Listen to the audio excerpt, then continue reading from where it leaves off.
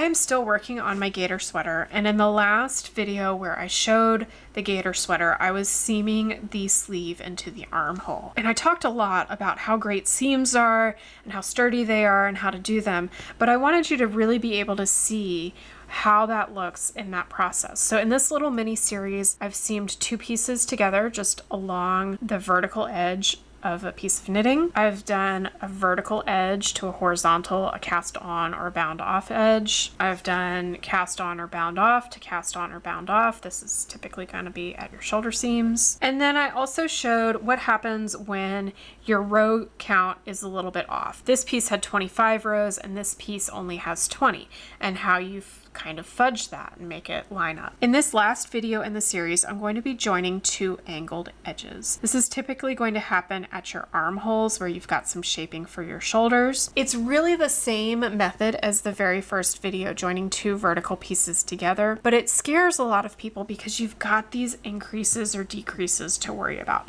So we're going to look at how to find those and how to work around those and how to make sure that you're doing it nicely and evenly for a really clean and professional finish. As with the other videos, you're going to need a tapestry needle. I have threaded mine with a contrasting color yarn so you can see what's happening, but of course you would choose something that coordinates a little bit better.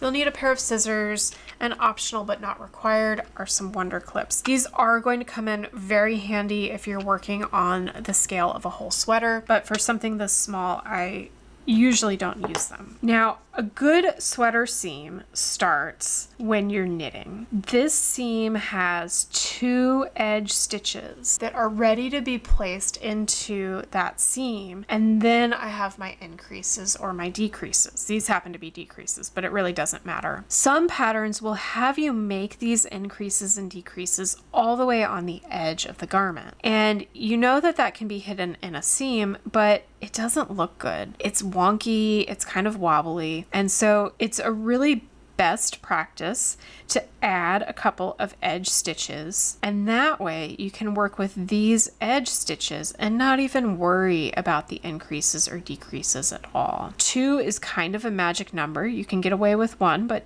2 is going to be easier to work with. And just like in the regular vertical seaming video, you're going to be picking up those ladders between the stitches, and you're going to be working 2 stitches in. I go 3 or 4 stitches, pull my work snug but not too tight, and it starts to create that nice seam. Those increases or decreases just peel away from each other, and it's really lovely. Those increases or decreases are pretty visible, and so I can know that I'm in the right spot because I'm coming up right next to them, but I'm not swallowing them up with my stitches. As you can see, there's nothing to be afraid of here. If you want to learn more about seaming and professional finishes and ways to make your knitting look like a professional garment, I highly recommend Deborah Newton's book, Finishing School. I'll link to it below. You can also check out my video on tubular bind off. It creates a really beautiful bound off edge on knit 1 purl 1 or knit 2 purl 2 knitting. So there is our seam.